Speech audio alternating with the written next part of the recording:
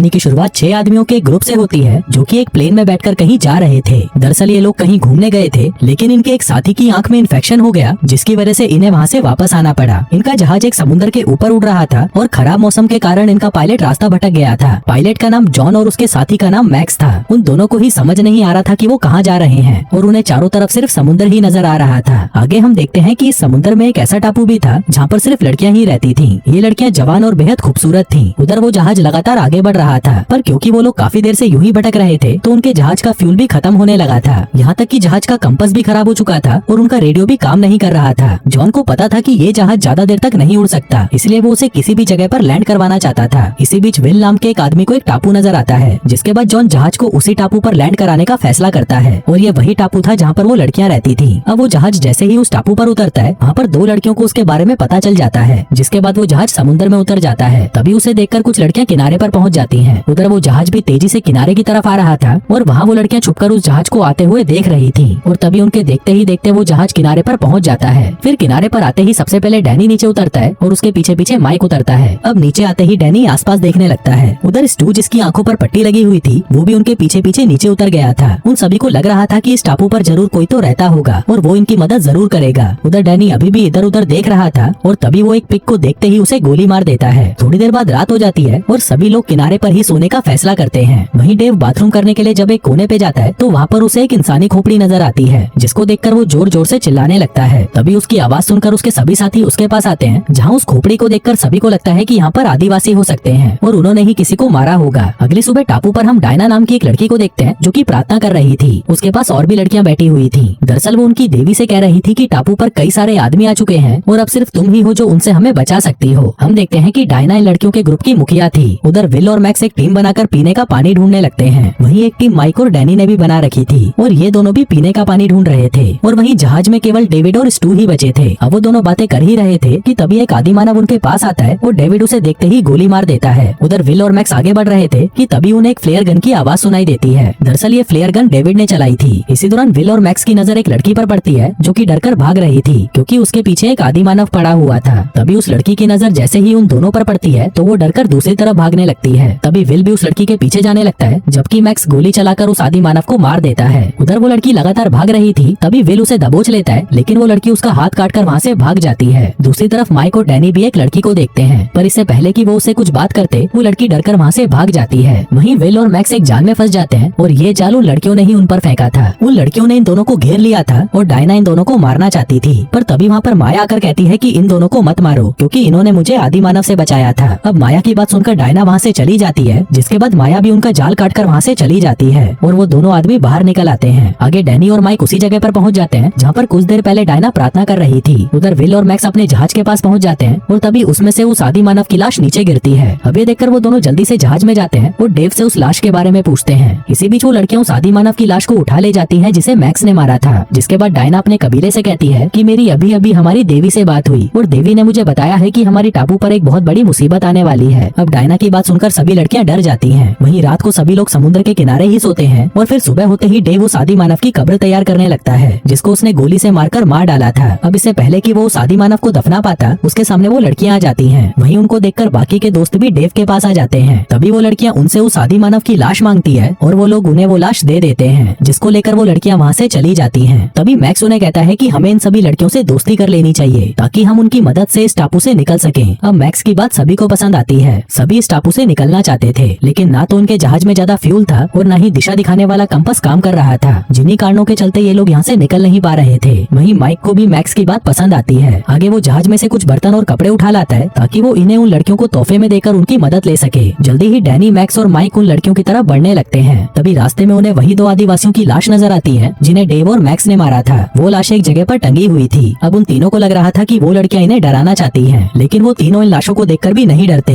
इसी दौरान डैनी और माइक ने एक लड़की देखी थी तो वो दोनों उसके पीछे जा रहे थे। आगे वो तीनों उसी जगह पर पहुंच जाते हैं जहाँ पर वो सभी लड़कियां प्रार्थना करती थी, लेकिन वो तीनों जैसे ही वहाँ पर आते हैं वो सभी लड़कियां उन्हें घेर लेती हैं। उन तीनों को यहाँ पर देखकर डायना बिल्कुल भी खुश नहीं थी। तभी डैनी डायना से कहता है कि हम लोग तुमसे दोस्ती करना चाहते हैं, जो कहकर वो उनके सामने कपड़े और बर्तन फेंकता है। वो डायना से कहता है कि ये सब तुम्हारे लिए है, लेकिन उसकी बात सुनकर डायना कहती है कि हमें ये तोहफे नहीं चाहिए। अब डायना की बात सुनकर वो तीनों चुपचाप वहाँ से चले तो जाते हैं, लेकिन वो उन कपड़ों और बर्तनों को वहीं छोड़ जाते हैं। वहीं उन लड़कियों को वो सामान बहुत पसंद आता है, पर वहीं डायना को ये बिल्कुल भी अच्छा नहीं लगता। कुछ देर बाद हम माया को देखते हैं जो कि नए कपड़े पहनकर मैक्स के पास आती है। वो डायना को बताए बिना ही मैक्स के पास आई थी। दरअसल मैक्स ने उस आदिवासी से माया की जान बचाई थी, इसलिए माया को मैक्स पसंद आ गया था। आगे मैक्स उसे कॉफी पिलाने की कोशिश करता है। माया ने कभी कॉफी नहीं पी थी, इसलिए वो उसे पसंद नहीं आती। कुछ देर बाद सभी लड़कियां प्रार्थना वाली जगह पर इकट्ठा हो जाती हैं। इसी दौरान माया सबको बताने लगती है कि मुझे मैक्स से प्यार हो गया है, पर इसी दौरान वहाँ पर डायना आ जाती है। वो सबको बताती है कि मेरी अभी अभी देवी से बात हुई है और देवी ने मुझे कहा है कि हमें उन आदमियों से दोस्ती कर लेनी चाहिए और उनकी मदद से इन आदिवासियों को खत्म कर देना चाहिए। फिर जब हम उन आदिवासियों को मार देंगे उसके बाद हम उन आदमियों को भी मार डालेंगे। वहीं डायना की बात सुनकर सभी लड़कियां हैरान हो जाती हैं, क्योंकि वो सभी लड़कियां तो उन लड़कों के साथ दोस्ती करके उनके साथ इंटीमेट होना चाहती थी, लेकिन डायना की बात सुनकर वो सभी लड़कियां दुखी हो जाती हैं। कुछ देर बाद डैनी और मैक्स किनारे पर बैठकर बातें कर रहे थे। इसी बीच दो लड़कियां उनके पास आती हैं और उनसे बातें करने लगती हैं। वहीं विल समुद्र में मछलियां पकड़ने की कोशिश कर रहा था, तभी उसको देखकर एक लड़की उसके पास आती है और ये देखकर डैनी भी उस लड़की के पीछे आ जाता है। उधर मैक्स के पास माया अकेली बैठी थी और तभी मौका देखकर मैक्स उसे किस करने लगता है। अब किस करके माया को भी बहुत अच्छा लगता है, तो वो मैक्स को फिर से किस करने लगती है। इसी बीच डेव किनारे पर टहल रहा था। दूसरी तरफ कुछ लड़कियों ने माइक से भी दोस्ती कर ली थी और एक लड़की तो पेड़ पर चढ़कर उसके लिए नारियल भी तोड़ने लगती है। इसी दौरान उसकी नजर कुछ आदिवासियों पर पड़ती है जो कि एक नाव में बैठकर उन्हीं की तरफ आ रहे थे। वो लड़की चिल्लाकर सभी को एक जगह पर इकट्ठा करती है और फिर सभी कहीं पर छुप जाते हैं। इसी दौरान वो आदिवासी भी टापू पर पहुंच जाते हैं और वहाँ अपने साथियों की लाशों को देखकर गुस्सा हो जाते हैं। वहीं टहलने के बाद डेव आराम करने लगा था, पर इसी दौरान एक आदिवासी उसके पास आता है और डेव का गला काट देता है। कुछ देर बाद जब वो आदिवासी अपने साथियों की लाश लेकर वहाँ से चले जाते हैं, तब वो सभी लोग बाहर आते हैं और देखते हैं कि उन आदिवासियों ने डेव को मार दिया था, जो देखकर वो बहुत दुखी होते हैं और फिर उसे वहीं पर दफना देते हैं। कुछ देर बाद जब माया और मैक्स टहल रहे थे, तभी मैक्स को वहाँ पर एक पुराना सा जहाज नजर आता है और वो दोनों उसके अंदर जाकर चेक करने लगते हैं। दूसरी तरफ डायना के कहने पर सभी लड़कियां उन आदमियों को घेर लेती हैं। वहीं माया और मैक्स को उस जहाज में एक लाश मिलती है, जिसको देखकर माया मैक्स से कहती है कि यही हमारी देवी है। उस लाश को देखकर वो दोनों बाहर आ जाते हैं, जिसके बाद माया मैक्स से कहती है कि डायना शुरू से ही हमसे झूठ बोल रही थी कि देवी अभी भी जिंदा है और वो उससे बातें करती है। अब माया की बातें मैक्स को थोड़ी अजीब लगती है, इसलिए वो सच जानने के लिए फिर से उस जहाज में जाकर छानबीन करने लगता है। इसी दौरान उसके हाथ एक डायरी लगती है। वो उस डायरी को पढ़ता है, जिसमें लिखा था कि कई सालों पहले एक देश में बहुत भयंकर युद्ध शुरू हो गया था, जिसके चलते सभी लोगों को वहाँ से भागना पड़ा। इसी देश में मारिया नाम की एक सिस्टर छोटे बच्चों का अनाथ आश्रम चलाती थी और युद्ध शुरू होते ही वो अपनी सभी लड़कियों को लेकर जहाज में आ जाती है। आगे जब जहाज वहाँ से जा रहा था, तभी रास्ते में मौसम इतना ज्यादा खराब हो जाता है कि वो जहाज बेकाबू होकर एक टापू पर गिर जाता है। अब इस घटना में वो छोटी लड़कियां तो बच गई थी, लेकिन सिस्टर मारिया का जबड़ा टूट जाता है और जहाज का पायलट भी मर जाता है। वहीं छोटी डायना ही मारिया का ख्याल रखती है। डायना भले ही 10 साल की थी, लेकिन वो बाकी लड़कियों का बहुत अच्छे से ख्याल रखती थी। फिर जैसे जैसे डायना बड़ी होती गई, वो खुद को उन लड़कियों की लीडर मानने लगी। कुछ सालों बाद मारिया की मौत हो जाती है, जिसके बाद डायना ही उन लड़कियों की लीडर बन जाती है। लेकिन वो लड़कियों से झूठ बोलती है कि मारिया कोई देवी है जिसने हमारी जान बचाई, और इसी के साथ ही वो पुराने जहाज में भी किसी को जाने नहीं देती थी। वो लड़कियों से झूठ बोलती थी कि देवी उस जहाज में जिंदा है और वो सिर्फ उसी से ही बात करती है। अब पूरी डायरी पढ़कर मैक्स समझ जाता है कि डायना एक पागल लड़की है। इसी दौरान उसे वहाँ पर दिशा दिखाने वाला कंपास भी मिल जाता है। दूसरी तरफ वो लड़कियां सभी लड़कों के हाथ बांध रही थी। तभी डायना कहती है कि हमें इन्हें उन आदिवासी कबीले के हवाले कर देना चाहिए, ताकि वो कबीला कभी भी हम पर हमला न करे। इसी बीच मैक्स भी वहाँ पर आ जाता है और सभी को डायना की सच्चाई बता देता है, जिसके बाद वो सभी लड़कियां मिलकर डायना को मार देती हैं। फिर अगली सुबह वो सभी मिलकर उस टापू से निकलने का फैसला करते हैं। वहीं मैक्स के पास कंपास था, जो बता रहा था कि पास में ही एक और टापू है, लेकिन जैसे ही ये लोग वहाँ से जाने लगते, तभी आदिवासी कबीले उन पर हमला कर देते हैं। वो लोग उन्हें रोकने की बहुत कोशिश करते हैं, लेकिन मैक्स और उसके साथी वहाँ से निकल जाते हैं। फिर कहानी के अंत में हम देखते हैं कि वो लोग उस टापू पर पहुँच जाते हैं। और दोस्तों, इसी के साथ ही ये कहानी यहीं खत्म हो जाती है।